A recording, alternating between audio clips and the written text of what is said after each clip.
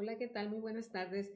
Mi querida Eli, me da muchísimo gusto que estés aquí, que hayas aceptado esta invitación a mi mesa, a platicar con nosotras, que hayas aceptado la invitación a venir a ponerte el sombrero, aunque sea una metáfora, pero que vengas a ponerte el sombrero con nosotros, con toda la gente, uy, pero que vale más que no diga con toda la gente que nos esté viendo, ¿no? Porque igual puede ser que no nos esté viendo nadie o que sea A lo mucha mejor gente. tenemos mucha audiencia, Sí, y cualquiera de no las dos sabemos. cosas, bueno, mejor lo vamos a obviar. Pero te agradezco mucho de veras que hayas aceptado esta invitación a la mesa a platicar.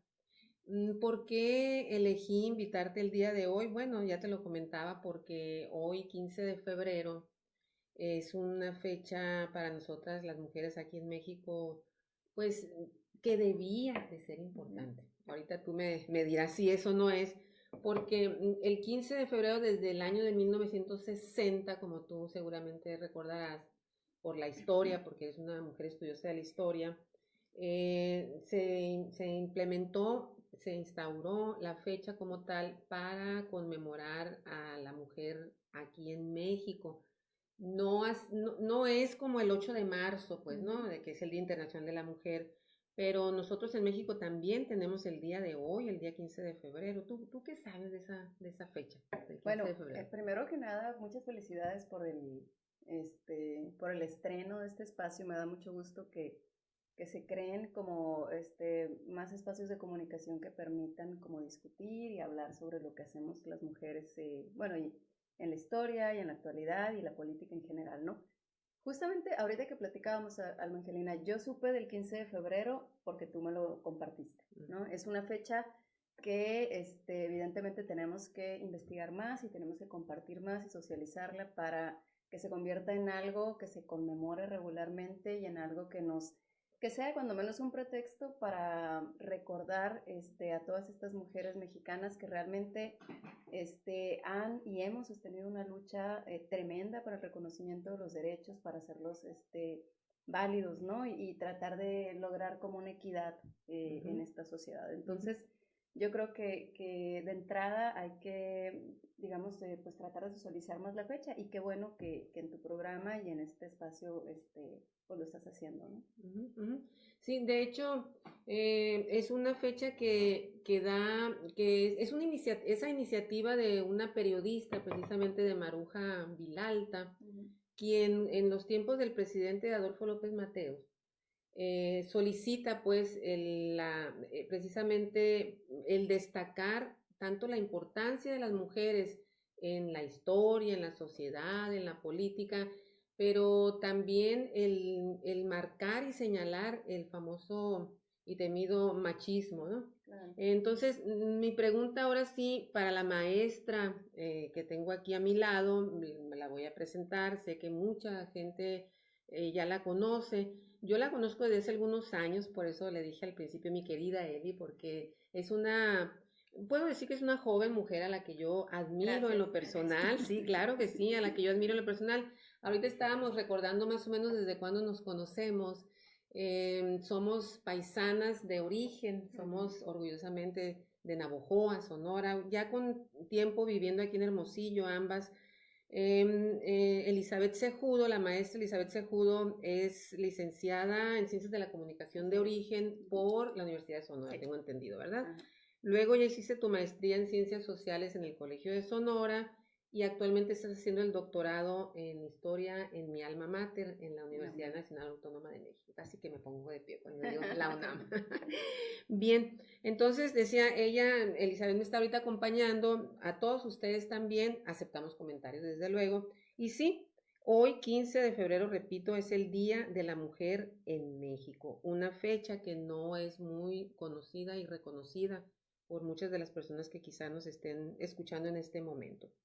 Y siendo este el tema, vamos a entrar también, ¿qué te parece si hablamos un poquito del voto de la Ujú. mujer? Porque Maruja Vilalta, esa era una de sus ideas, decíamos, el hacer conciencia sobre la importancia de la mujer en todos los procesos. Estamos ya rumbo a un proceso electoral Ujú. y bueno, mi pregunta, si me lo permites, así de alguna manera para ti sería, ¿cuántos años hace que las mujeres votamos aquí en Sonora? Ok. Bueno, soy re malísima para sacar cuentas, ¿no? Pero las primeras elecciones... Y qué bueno, sobre todo sí. en edades, vale más. Pero según mis cálculos, o sea, la primera vez que las mujeres sonorenses pudimos votar y ser votadas fue en 1955. El primer domingo de julio de 1955 se llevaron a cabo elecciones estatales para elegir gobernador y federales para elegir senadores y para elegir diputados federales. Fue digamos, cuando ganó la gobernatura de Sonora Álvaro Obregón hijo. Alvarito. Sí. Y se elige a la primera diputada que hemos tenido las sonorenses, que es María de Jesús Guirado Ibarra. Dilo, ¿originaria de originaria dónde? de Navojoa, Sonora. Una navajoense más en esta mesa. Claro, que es bien interesante porque digamos que no era una mujer improvisada, ¿no? Era una mujer con una trayectoria desde la década de los 20, sindicalista, costurera, y que estuvo trabajando en diferentes, proyectos del gobierno del estado y que tenía una relación como bien interesante en el ámbito laboral, dado que ella fue presidenta del Sindicato de Costureras de Navojoa durante muchísimos años y luego fue secretaria general también. Tenía una relación bastante cercana con la central, con la CTS y con las autoridades laborales del estado. Entonces era una interlocutora válida y era una persona que constantemente tenía, relación con los diferentes hombres del poder en ese momento, ¿no? Entonces es una trayectoria de más de 20 años que fue reconocida siendo primero consejera del PRI en ese momento, lo cual le permitió ser una de las personas que votaron para que fuera candidato a gobernador Álvaro Obregón y posteriormente ya convertirse en diputada y luego convertirse en la secretaria de Acción Femenina del PRI en ese mismo periodo, ¿no? Muy bien, María Jesús Guirado. María Jesús Guirado, para tenerlo en cuenta, que creo que inclusive hay una placa, ¿no? ya aquí en el Congreso del Estado, en donde aparece ella, ¿verdad? Sí. Según los estudios que tú has realizado, Eli, ¿qué tan fácil, me voy a convertir ahorita en la abogada del diablo, qué tan fácil o qué tan difícil fue el que las mujeres, pues no solo en Sonora, vámonos también a nivel país, pudiéramos votar, y si fue que una caballerosa concesión que nos concedieron los hombres o fue una lucha, por supuesto? No. Te lo pregunto, perdón, porque yo pienso que hay muchas jóvenes que desconocen la historia de los derechos de las mujeres. Sí, claro. Mira, fue una lucha larguísima, fue una lucha muy larga. Lo que ocurre es que de pronto se piensa que es una concesión porque en el momento en que ocurrió no había como una presión fuerte por parte de un conglomerado, digamos, heterogéneo de mujeres que le pedía a las autoridades votar, ¿no? Cuando ocurre la votación, el movimiento feminista por sí mismo en México ya era como menos fuerte que lo que había ocurrido, por ejemplo, en la década de los 30, 20, incluso 40, ¿no? Por eso podría pensarse que fue algo que se obtuvo sin mayor lucha. Sin embargo, pues están los primeros antecedentes, incluso antes de la gesta revolucionaria, pues no antes de que iniciara el proceso revolucionario, el propio Partido Liberal Mexicano ya hablaba de incluir el sufragio femenino digamos, como una de los objetivos y de los puntos que tendría que lograr la revolución. Sin embargo, digamos que ese mismo exigencia que se plasmó también, ahorita lo platicábamos en el primer Congreso Feminista en Yucatán en el 16, no logra cuajar en la Constitución de 1917, en la cual, si bien se le otorgan y se le reconocen algunos derechos a la mujer, laborales, en términos del matrimonio y todo este asunto, pues realmente causó sorpresa para muchas mujeres que no apareciera por ningún lado en la Constitución de 1917 pues la posibilidad de que las mujeres votaran y pudieran ser votadas, ¿no? La explicación que ofrecen las autoras que han estudiado el periodo, que han estudiado el tema, es que a estos hombres de la revolución que digamos que triunfaron en ese momento, pues no les parecía riesgoso otorgar el voto a las mujeres porque creyeron que iban a ser influidas por el clero. Por el clero. Es decir, que el sacerdote de cada comunidad iba a decirle a las mujeres cómo votar. Y obviamente esto tenía cierta lógica, ¿no? Y cierta explicación, porque sí las mujeres habían estado participando activamente en la construcción de la Iglesia Católica en México en el siglo XIX y en el siglo XX.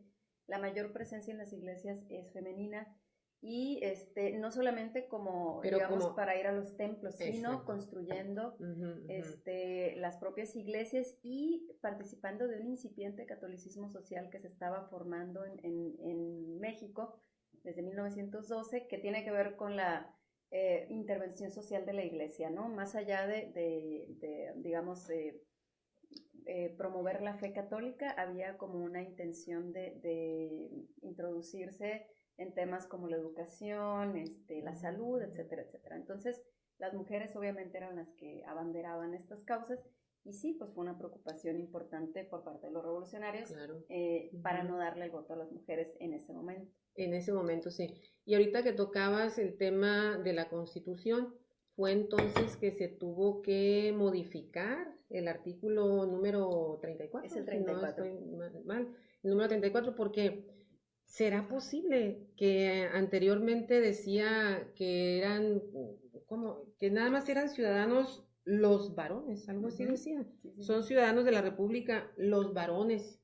Las mujeres no éramos ciudadanas, no teníamos ciudadanía. No había un estatus de ciudadanía. Y es bien curioso porque, ¿no? Digamos, en términos de entender la ciudadanía de una forma así como muy rígida, que implica tener ese derecho de ir a ejercer tu voto y considerarte para una candidatura, ¿no? Pero si entendemos ciudadanía como un proyecto, como una construcción de las mujeres que la ejercían, introduciéndose a lo público, exigiendo derechos, pues hay digamos, una historia de larga data, ¿no? Por parte de las mujeres mexicanas. Y bueno, después de este asunto de la Constitución de 17, hay otro como gran movimiento en la década de los 30 que exige también el sufragio femenino y donde ya hay una presión internacional también para México diciendo, bueno, en todos los países ya está, ya es un tema rebasado, ya es un tema que digamos que del que tiene que ocuparse el gobierno de México. Y bueno, aunado a eso está la presión del Frente Único por Derechos de la Mujer, que se crea en la década de los 30 y que es como, digamos, el movimiento femenino más importante de México en la década, pues, ¿no? Que aglutinaba mujeres penerristas del Partido Comunista, mujeres católicas, lo que tú nombres estaban ahí aglutinadas y presionaron para que el presidente Cárdenas pues moviera sus hilos políticos y digamos que el Congreso de la Unión aprobara el presidente Cárdenas tuvo definitivamente una gran participación en este movimiento. Sin embargo, tengo entendido que no lo concretó. Es algo así, ¿verdad? Sí, eso fue lo que pasó justo, ¿no? Porque Lázaro Cárdenas, incluso desde que era gobernador de Michoacán, le llamaban el gobernador feminista, porque se apoyaba de las mujeres para cualquier actividad que tenía, ¿no? Y cuando fue presidente de la República, las mujeres, las profesoras, las periodistas, las campesinas, las obreras, todas ellas fueron un brazo importantísimo para definir la política de Cárdenas, ¿no? Entonces, él mismo lo reconocía y decía que era momento que se le reconocieran los derechos políticos a la mujer porque tenía todas las capacidades y bla, bla, bla, bla, ¿no? ¿Y qué pasó? Esa es la cosa, ¿no? Que al final quedó ahí en el aire. Lo que pasa es que se aprueba en el Congreso de la Unión, pero no se hace oficial porque no se publica en el Diario Oficial de la Federación. Entonces se dejó pasar. Incluso en 1938 las mujeres del Partido Comunista se unen al nuevo partido de Cárdenas, que era el Partido de la Revolución Mexicana, para que se lograra el voto. Se empujó y nunca lo hizo oficial el presidente Cárdenas. Se va de la presidencia de la República con una gran deuda, como decimos. Totalmente, o sea, se va con una gran deuda.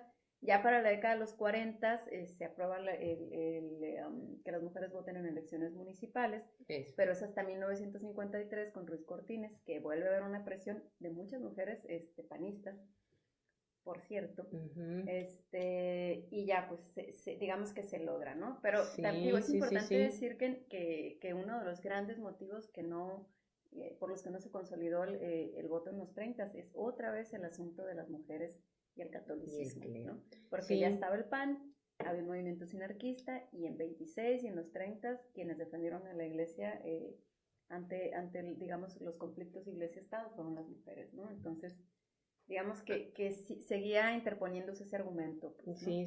Entonces, en 1947 fue aproximadamente cuando ya hay elecciones municipales en las que las mujeres ya emitieron su sufragio, su voto.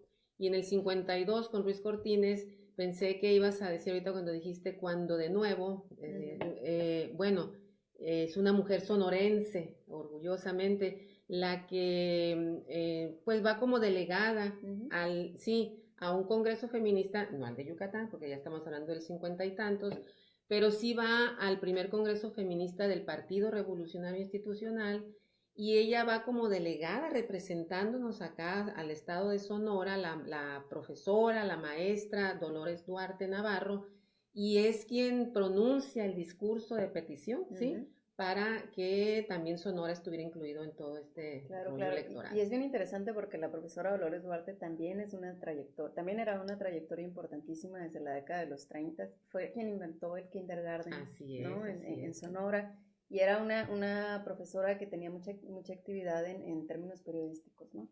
Y escribía cosas así como, digamos, para la época bastante incendiarias, ¿no? Viniendo de parte de una mujer. Sí. Que eso es bien importante cuando hablas de que es el Congreso de Mujeres Priistas, porque el PRI desde la década de los 30, desde Cárdenas, empezó a crear las secretarías de acción femenina, ¿no? Digo, no las dejó votar, sin embargo, sí las dejó participar dentro del partido en los plebiscitos internos. Entonces ellas podían definir candidaturas, mas no podían votar por los candidatos. Lo cierto es que desde el periodo de Cárdenas se empezó a trabajar en una estructura importantísima de mujeres adentro del partido, que fue aprovechada evidentemente ya que se llevaron a cabo las elecciones, ¿no? Y hablando de qué curioso, ¿verdad? Yo creo que las mujeres del magisterio siempre han tenido un papel muy importante en todas estas luchas, porque está si bien como dijimos, la profesora Dolores Duarte Navarro, había otras profesoras, otras maestras que también enarbolaban esta bandera de la lucha de los derechos por las mujeres. ¿A quiénes de ellos recuerdas? Sí, fíjate que yo, en la tesis que hice de maestría, trabajé los discursos periodísticos de mujeres en la prensa hermosillense durante el cardenismo, ¿no? Y uno de mis hallazgos es que quienes componían este discurso eran personas que se dedicaban a la literatura o eran profesoras. Porque las profesoras, en realidad... Mujeres de letras. Las mujeres de letras. ¿Sabes cuál es la cosa? Que ser profesora es una profesión que no era castigada para las mujeres. Porque era permitida. Era permitida, porque emulaba de alguna forma la responsabilidad materna que se supone que tenemos todas las mujeres. O sea, era como tipo también protección a la infancia. Era una profesión correcta para una mujer. Entonces, incluso desde el porfiriato era así como cuando las mujeres tuvieron que empezar a trabajar porque ya era necesario, digamos en términos económicos, había dos sopas, ¿no? O eras profesora o eras obrera. Entonces, o enfermera tal vez también. Sí, también puede ser algo de la salud, ¿no? Sí. Pero digamos que... Todas las profesiones que eran, ¿no? Apapachar y calidez. Entonces, digamos que para la época, a partir de los 30, si eras profesora, tenías que formar parte del sindicato de profesores promovido por el Estado, de la Liga de Profesores Socialistas, y evidentemente tenían el apoyo del profesorado para llevar a cabo diferentes acciones. Llámale campaña antichino, llámale campaña desfanatizadora, anti-alcohol, pro deporte, etcétera, etcétera.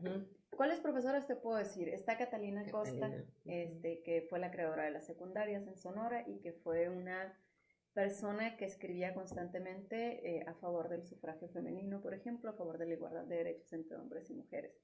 Y pues no podemos olvidar a la profesora Emélida Carrillo, ¿no? Que fue la primera mujer que pidió el voto en Sonora que hasta ahorita hemos registrado, y eso ocurrió en 1925, imagínate, ¿no? Entonces, la profesora Emélida Carrillo formaba parte de estos comités antichinos, formó la primera secundaria en Nogales y en 1925 escribe 2 cartas al Congreso local y creo que un año después escribe una carta al Congreso federal y hace referencia... ¿Tú has tenido la oportunidad de leer esas cartas? Sí, la carta que escribe en el Congreso local Platícame en qué términos está. Se lo pide muy respetuosamente, ¿no? Hace alusión al Congreso feminista, de 1916 de Yucatán.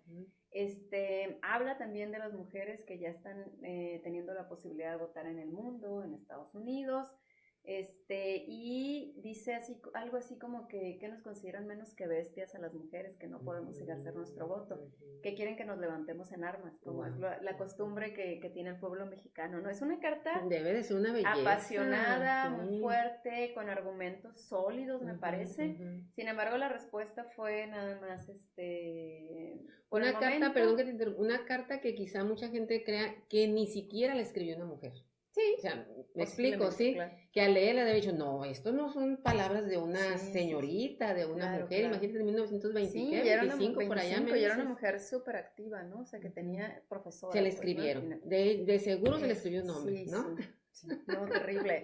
Pero el punto es que cuando el Congreso le contesta, es una respuesta súper parca, señorita Mélida Carrillo, le decimos que no podemos aprobar su petición porque no es conveniente ahorita. Pum, Pum. bye, adiós. ¿No? Entonces, pues ahí quedó la petición de Mélida Carrillo, sin embargo, fue recuperada en un libro del doctor Ignacio Almada y del doctor José Marcos Medina, que es la historia panorámica del Congreso del Estado, que se publicó en los 2000, no me acuerdo exactamente cuándo. Y pero estaba como ahí, ¿no? En el libro. Sin embargo, ha sido recuperado en distintos trabajos y ya hay investigadoras, bueno, una investigadora, Mercedes Zúñiga, que está trabajando justamente en recuperar la biografía de Mélida Carrillo, ¿no? Y ver cuáles fueron sus influencias y demás para tratar de explicarse esa carta, ¿no? Ese discurso de una mujer en la década de los 20. ¿Qué necesarios los estudios, así como los que me comentas de la maestra Zúñiga, los estudios tuyos, por supuesto, de la gente que nos gusta la investigación? Porque como te comentaba en un principio, yo insisto en esto, de pronto ves a las jóvenes mujeres que lo dan todo por hecho, pues. Claro. Yo acabo de tener la oportunidad de ver la película de las sufragistas. Y, qué barbaridad, ¿no? Qué mujeres, pues yo casi decía, es que la tienen que ver todas las muchachas, ahorita las jóvenes, porque el darse cuenta de cuántas vidas de mujeres han quedado. Claro. Para lograr que ellas y todas nosotras, por supuesto, ahora estemos gozando de este derecho a comunicarnos, derecho a estar platicando aquí. Nunca fue fácil esa batalla, claro, nunca fue fácil, y sin embargo, pues todas creen que es primera vez, ¿no? No, es que yo lo acabo de inventar, nada y nuevo bajo el sol, claro, todo es una lucha. A mí me da mucha risa cuando de pronto dicen, ya no se necesita el feminismo, ya logramos lo que teníamos que lograr, las mujeres pueden votar, si yo quiero voy a estudio, si yo quiero voy a trabajo, ¿no? O sea, como si... Pero y el reconocimiento, claro, como si tu propia situación definiera de entrada la situación que viven todas las mujeres en todos los contextos, ¿no? Y no nada más dicen, no nada más, yo he escuchado, ya no es necesario el feminismo, sino la satanización que se hace de las feministas o del feminismo en sí. No, es que las feministas eran nada más aquellas que, sí, ya me acordé. O esas eran aquellas que se botaban el sostén o el brasier, sí, lo tiraban, esas eran las feministas.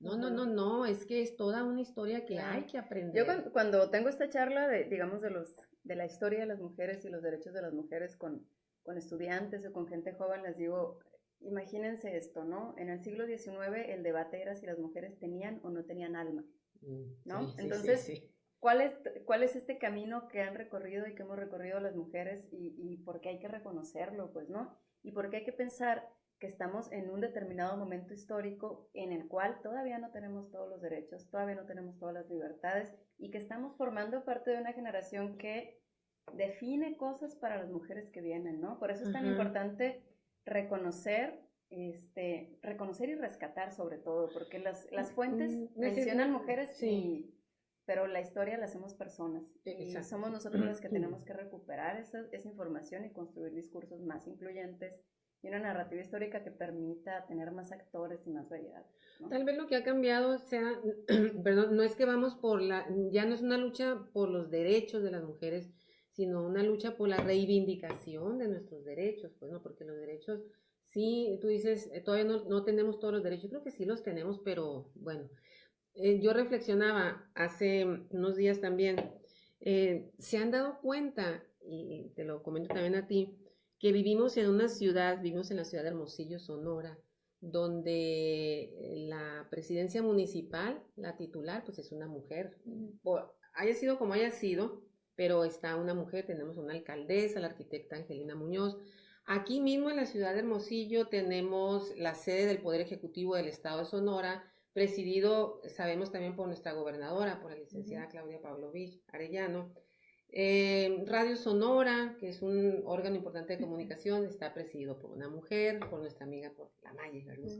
La responsable de comunicación social, todo lo que es comunicación social de gobierno del Estado de Sonora y de imagen institucional, está una mujer, la licenciada Ivonne Andrade.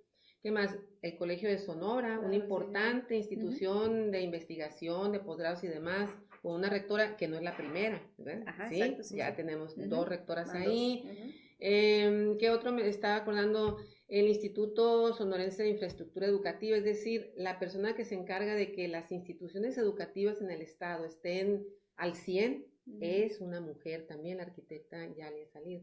Entonces, de pronto dije, bueno, Hermosillo con M de mujer, wow, ¿no? Sí, sí, claro. Sí vamos avanzando, sí, pero sí, la pregunta que te haría es, retomando ya también el inicio de esta plática con la famosa fecha de hoy, del 15 de febrero, el 8 de marzo, acaba de pasar el día de las niñas, ¿de qué? De las mujeres y las niñas en la ciencia. El 25 de noviembre, el Día Internacional en contra de la violencia de la mujer. Yo te pregunto a ti, maestra, y ya casi doctora en esto y todo esto, ¿son aún necesarias tantas fechas para estar recordando, ahora sí que, cuestiones de mujeres? Claro. Sí, sí, o sea, es un poco lo que te comentaba ahorita, ¿no? Los nombramientos en puestos clave que señalas yo creo que es un logro importantísimo que no solamente implica porque están mujeres lo van a hacer mejor, ¿no? O porque son mujeres las vamos a juzgar de una manera específica o les vamos a pedir más. Simplemente implica que estamos llegando a un proceso más equitativo y que además tenemos como todo un camino atrás que ha definido la posibilidad de que más mujeres estemos incursionando en campos que antes eran masculinos, pues, ¿no? Es eso de entrada. Sin embargo, y lo que comentaba ahorita, no porque hayamos tenido como la posibilidad de tener ciertos privilegios y de gozar de ciertos derechos significa que todas las mujeres en el país, incluso en el estado, los tenemos. La posibilidad de la educación no está disponible para todas las mujeres en Sonora, no está disponible para todas las mujeres en México. La posibilidad de caminar seguras, de no ser violentadas, digamos que estamos en un estado de vulnerabilidad constante, ¿no? Y a lo mejor a muchos les parecerá molesto, ¿no? Recordar, conmemorar y decir esa es la fecha, pero yo creo que no. Sí, ahí vienen las mujeres otra vez, ¿no?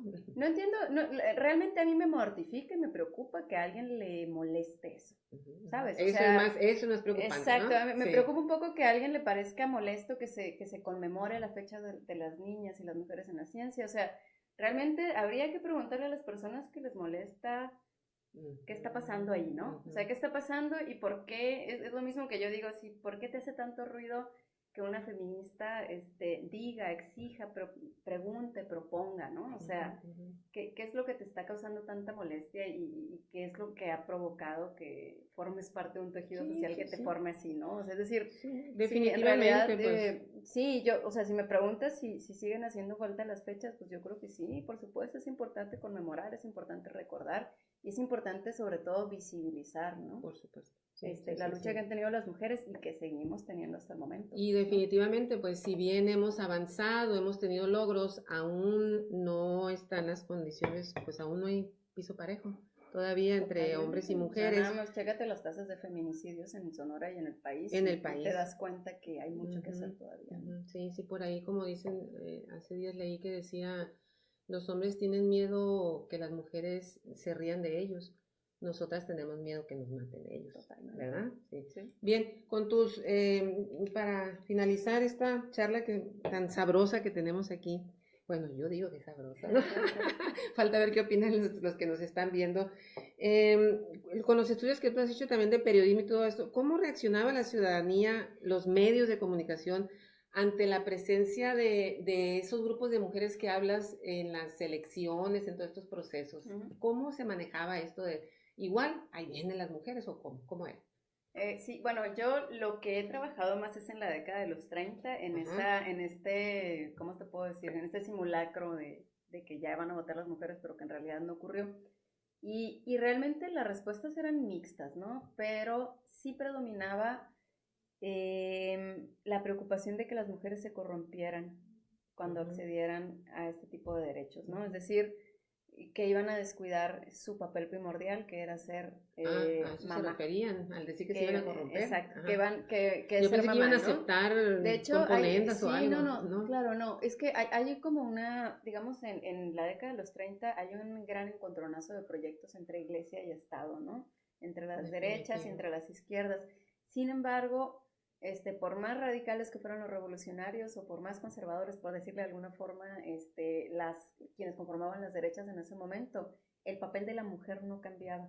Es decir, aunque estés participando en el campo de batalla, aunque estés exigiendo derechos en la calle, tu papel principal es formar chamacos.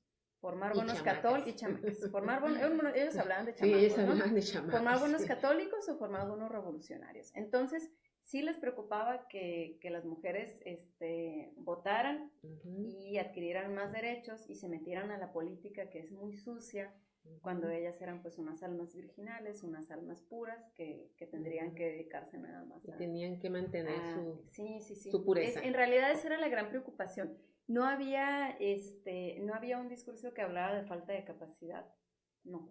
Era más bien como una preocupación de que, pues ¿para qué, hombres? Si están haciendo lo suyo, si esa es su labor principal, ¿para qué las vamos a corromperlos, ¿no? Y pasaba un poco lo mismo en la década de los 50, ¿no?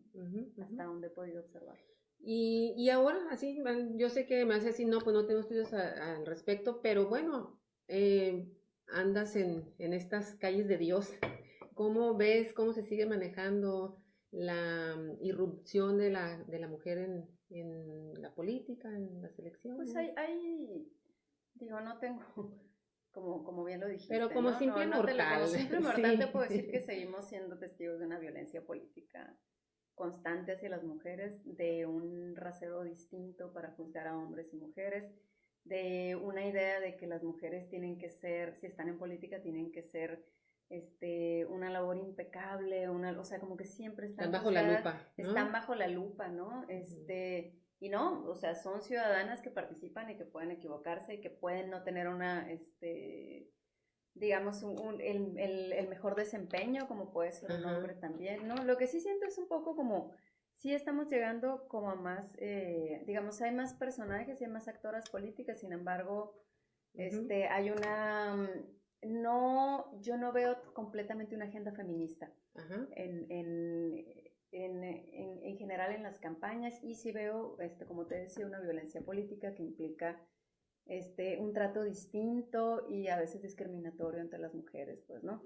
¿Qué se puso? ¿Cómo se veía con esa falda la candidata? O sea, la foto que tomó, cosas que no, de las que no se hablan si el candidato es hombre, pues, ¿no? Entonces, pero bueno, es parte de un machismo estructural, de una violencia estructural hacia las mujeres que existe hasta la fecha y demás, ¿no? Entonces, digo, yo espero a ver qué pasa con estas elecciones, pero pues ya por lo que hemos visto hasta ahorita, realmente no creo que sea muy distinto. Y no por nada hasta, pues ya está el documento elaborado, estructurado del protocolo para la atención de la violencia política hacia las mujeres, o sea, pues, ¿no? Incluso están algunas activistas, ¿no? Digamos, en el terreno local vigilando, pues, ¿no? Que no ocurra esto. Pues muchas gracias, gracias a Leida. Mira, Leida nos está viendo, saludos desde Obregón. Aleida, qué gusto saber de ti. Padre tema, pues tú lo estás haciendo muy padre.